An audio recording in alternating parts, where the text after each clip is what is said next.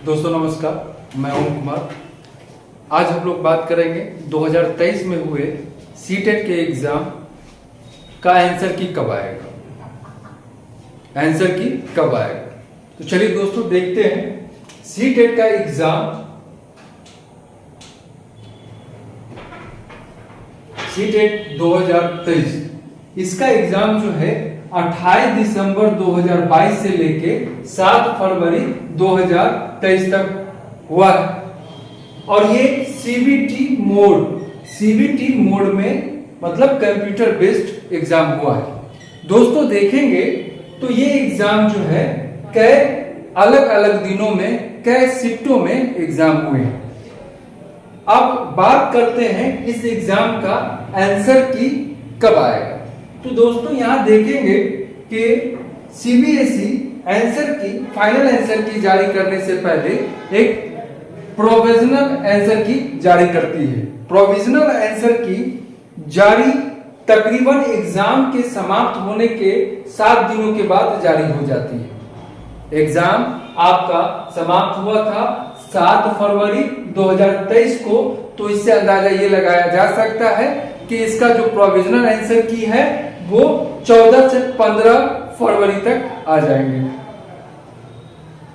Provisional answer की आने के बाद विद्यार्थियों से आपत्तियां ली जाती है कि किस सवाल पे उनको दिक्कत है, कौन सा सवाल गलत है। तो आपत्तियों के लिए कुछ समय दिया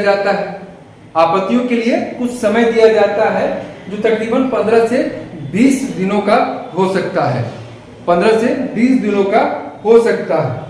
हम बात कर रहे हैं पिछले एग्जाम के। अगर हम बात करें पिछले एग्जाम जो 21 जनवरी 2022 को हुए थे और इसका रिजल्ट 9 मार्च 2022 को आया था। कब आया था? 9 मार्च 2022 को।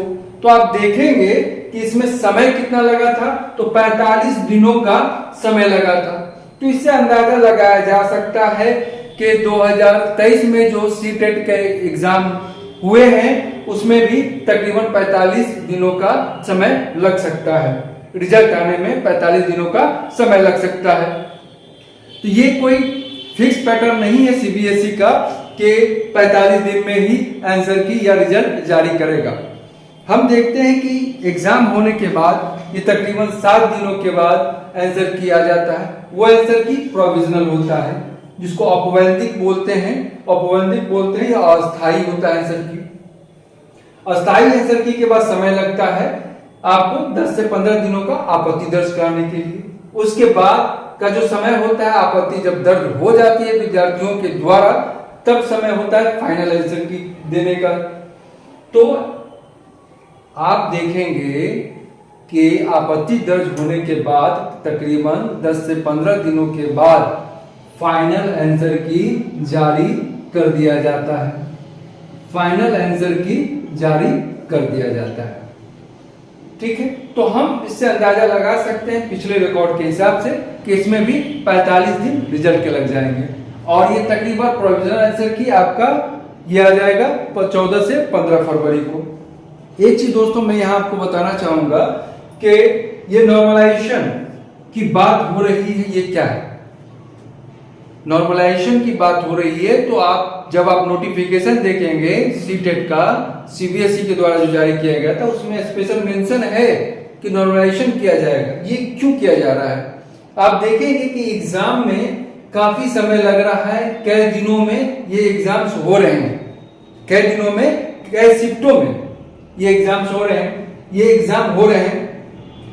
अलग अलग दिनों में कई शिफ्टों में एग्जाम हो रहे हैं, तो ये लंबा समय लग रहा है। तो कभी कभी ये देखा जा रहा है कि किसी शिफ्ट में कठिन प्रश्न पूछ लिए जा रहे हैं तो किसी शिफ्ट में आसान सा सवाल पूछा जा रहा है। तो इसको नॉर्मलाइज किया जाएगा। जिस शिफ्ट में कठिन एग्जाम हुआ है और जिस शिफ्ट में आसान एग्जाम हुआ है तो उसको नॉर्मलाइज किया जाएगा। मान लीजिए कि आप जो इजी पेपर हुआ जिस दिन में उसको ज्यादा नंबर मिल जाएगा, जिस दिन कठिन पेपर हुआ तो उस दिन उसको कम नंबर मिलेगा। उसी को अंतर को कम करना है, इसी के लिए सीबीएसई ने नॉर्मलाइजेशन जारी किया। अब थोड़ी सी हम बात कर लेते हैं क्या सीबीएसई अब जो एग्जाम है वो साल में एक ही बार लेगा। दोस्तों ये कहीं से भी मेंशन या नोटिफिकेशन में दर्ज नहीं किया गया है कि सीबीएसई अब सीटेट जो है साल में एक ही बार लेगा। लेकिन हम देखते हैं कि जब से ये सीबीटी मोड आया है, तब से एग्जाम साल में एक बार हो रहे हैं। क्यों? क्योंकि इसमें लंबा समय लग रहा है, काफी लंबा समय लग जा रहा है ऑनलाइन मोड में एग्जाम लेने में। तो इससे अंदाजा लगाया जा सकता है कि अब जो है एग्जाम सीबीएसई सीटेट का एग्जाम साल में एक बार ही लेगा। ठीक है, अब थोड़ी सी बात कर लेते हैं हम कि यहां सवाल पूछा जा रहा है हमेशा कि ये 45 दिन यहां लगा, तो क्या यहां भी 45 दिनों में फाइनल आंसर आ जाएगा? तो दोस्तों ये कोई फिक्स पैटर्न नहीं है कि 45 दिन में यहां समय लगा तो यहां समय लगा तो वहां भी 45 दिन लगेगा। इससे कम समय में भी रिजल्ट आ जाएगा। लेकिन जहां तक आंसर की बात है तो सीबीएसई एग्जाम के एक सप्ताह के अंदर में प्रोविजनल आंसर की जारी करता है।